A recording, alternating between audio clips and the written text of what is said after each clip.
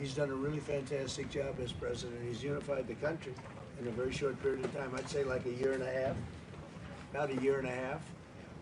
And right from the beginning, it was a real mess. It was a very disjointed place, and he's brought it together. He's a strong person. He's a great leader. He's respected by everybody, including me. And we're proud to have him together. We're just here to talk a little bit. We released sanctions from the country, which really, I think, was a big boost. The sanctions was a very important thing. And we're proud of the job he's doing. Syria's become a very stable, I mean, it's amazing. In a short period of time, it's really been stabilized. And we're proud of that. And it's a big part of the Middle East.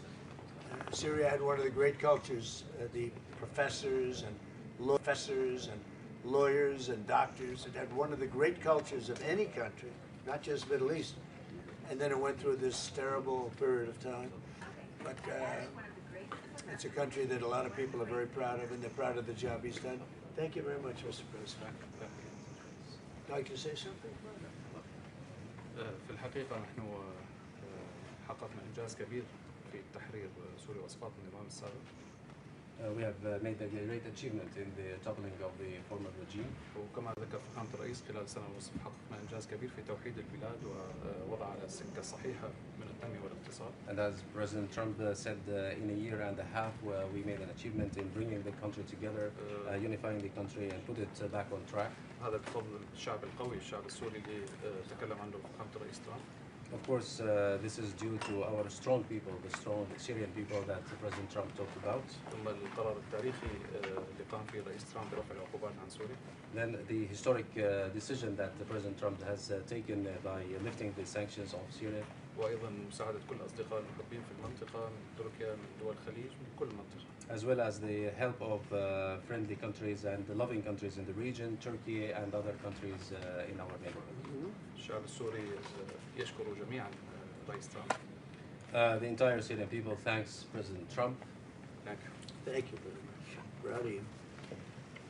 Do you have any questions? Mr. President, are you going to remove Syria from the state sponsor of terrorism list? I think I will, yeah. I think I will. Why wouldn't I? He's done a great job. Maybe he would have brought that up in a little while, but that's a good question, yeah.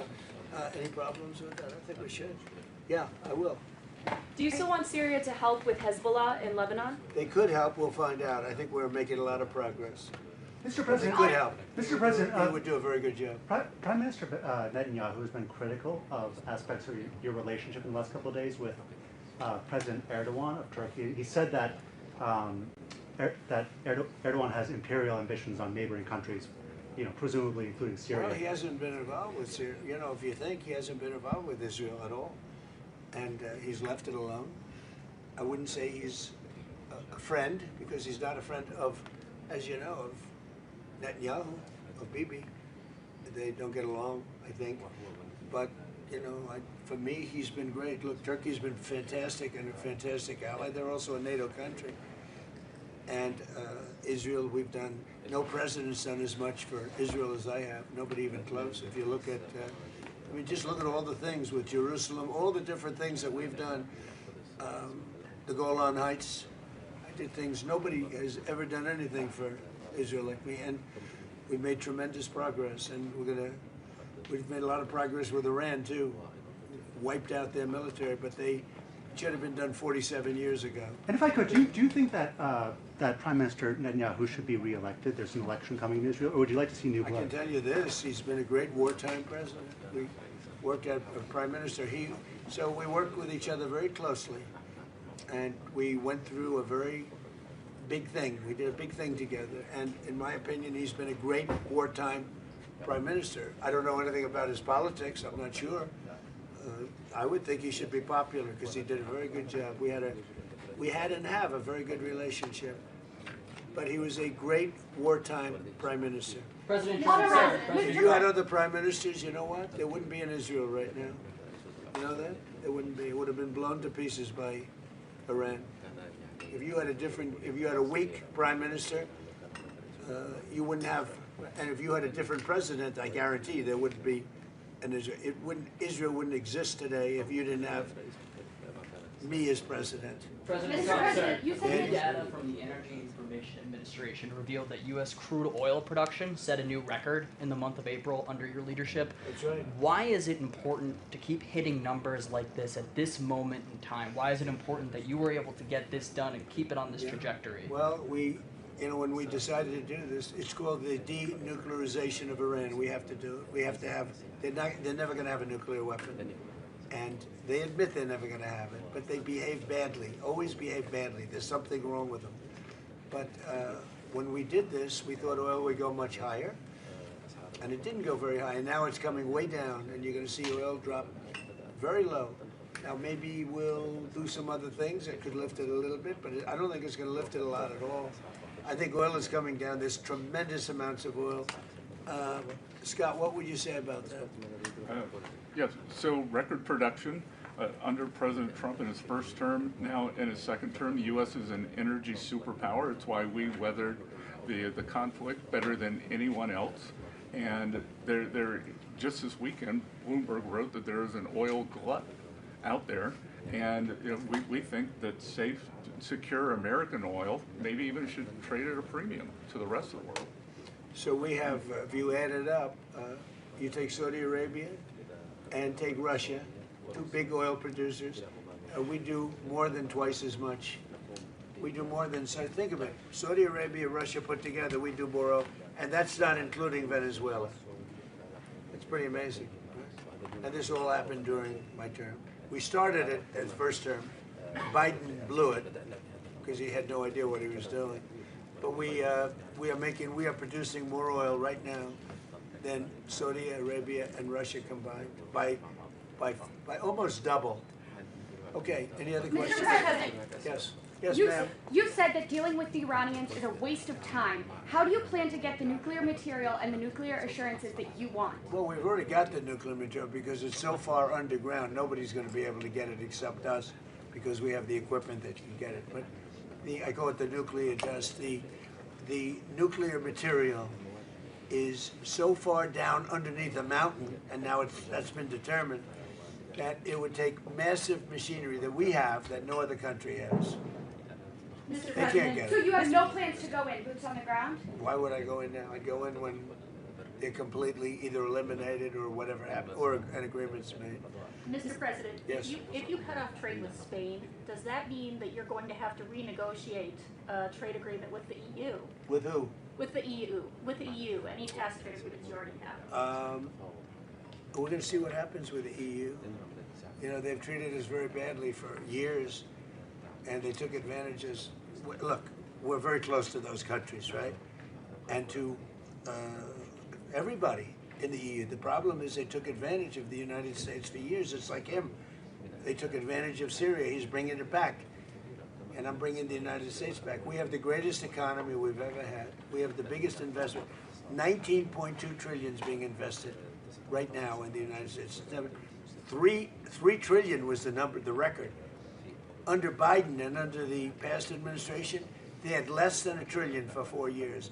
We have 19.2 trillion in 12 months. Think of that. We have the largest amount of money being invested in a country in history. Pretty amazing. 19.2 trillion with a T. So, and they're building factories all over the country. I think yesterday Toyota announced they're leaving Mexico. And they're coming, I'm not that Mexico's thrilled about it, but they're leaving Mexico and they're coming to the United States to build what will be, I believe, the largest automobile plant either in the world or at least in this country. Mr. President, on oil prices Quick today. domestic question. You announced on Truth Social a couple days ago that Walmart was cutting the price for ground beef by 15%. How big of a deal is that for American customers this summer? So Walmart has agreed to cut their prices very substantially because things are going down. We're getting it down. We inherited very high prices. We inherited the highest prices in the history of our country, or 48 years to be exact, but I don't believe that. I think it's in history. So under Biden, they had tremendous inflation. Under the Democrats, we had tremendous inflation, record-setting inflation. And now, inflation is way down. Everything is great. we have the prices are coming down, but we inherited, you know, they talk about they use different words to describe it. They had very high prices. The prices are coming down. And when the oil comes, you know, the oil is coming way down. The oil dropped by 50% in the last month. And when that comes down, it brings everything else down. No, it's affordability. And they came up with the word affordability, you know, like I take over, I'm there for one day, and they say affordability, affordability. I said, I've been here for one, remember with the eggs, the first day or 2 days later, I have my first news, and they talked about eggs. They said the eggs have gone up 5 times. I've been in office for one day. And I said, well, we'll have to do something. In fact, they told me not to order eggs for the Easter egg hunt at the White House. I should use plastic. I said, we're not doing that. And by the time we came, that was a couple of months later, that happened, and we ordered thousands of eggs. And right now, eggs are way down. The prices are way down, and they're coming down further. So they made up a phony word that they used. They said affordability. They're the ones that caused the affordability prices. I did, but I brought it down. And the oil is coming down very big. Mr. President, Brent crude is up slightly today on the announcement bit, yeah, that because we hit them. Anytime we hit them, it goes up a little bit, $2. Is that what you mean? Is that what you meant when you said that we might see oil prices lift a little in response A little to? bit, yeah, $2, very little. It's down from, let's say, $135 down to $69. It's dropping, and everything else drops. As oil goes, so goes everything else. But anytime if we hit Iran, oil goes up a little bit. It's all right. Mr. President, do you think And you know Israel... what we're doing? We're de-nuking it, all right? We're de-nuking Iran. They're not going to have a nuclear weapon. All right, one more question? Sir, do you think Israel should withdraw troops from southern Lebanon? Well, I talked to Bibi about that. Yeah, I think they're going to. I think they want to. I don't think it's a question of me. I think it's a question they want to. And they're getting along with Lebanon. They're signing deals with Lebanon. First time ever. Marco, talk about that if you'd like. Yeah, we have an agreement that, and it calls, that's the goal at the end. Obviously, Israel's concerned about their security. But the president did a great job bringing those two countries together for the first time It's a ever. big thing. First time in many years, right? So we have a deal with Israel and Lebanon. And, yeah, they'll leave. And I think it's going to work out very well. But we're here for this because Syria has turned around as fast as I've ever seen. Well, actually, I turned the United States around very fast, too. I inherited from a man who was not smart, not a smart person. We inherited from a man where they were running this country so badly with the open borders. Think of it, 25 million people allowed into our country. And that includes 11,888 murderers, most of whom murdered more than one person, okay? We got most of them out, or we have them in jail, and we've done a great job. Washington, D.C. now is considered one of the safest cities in the country. If he came to Washington, D.C. a year and a half ago, he'd fear for his life, even though he never feared for his life before, because it was very dangerous. But somehow his territory might have even been a little more dangerous. I joke because, you know, he comes from a rough environment. Would you say that's right, Tom Barrett? Huh? It's sort of funny to think. I don't think he'd be too concerned with Washington a year and a half. But we had a very, very unsafe Washington, D.C., and now it's one of the safest cities in the country. We put the military in. Washington went from being an unsafe to one of the safest cities, and crime is down 94%. We don't play games. And we removed over 5,000 career criminals, many of whom came in through the open borders of Joe Biden. We did the same thing with Memphis, Tennessee. We did the same thing with in Louisiana. You have to speak to the governor, because New Orleans, the crime rate is down 78%, in a little while, and they had the best Mardi Gras they've ever had. So we're doing a good job, and he's done a great job too. And I thank you very much. Thank you very much. Thank you, guys. Thank you, press. Thank you. Thank you, guys. Thank you.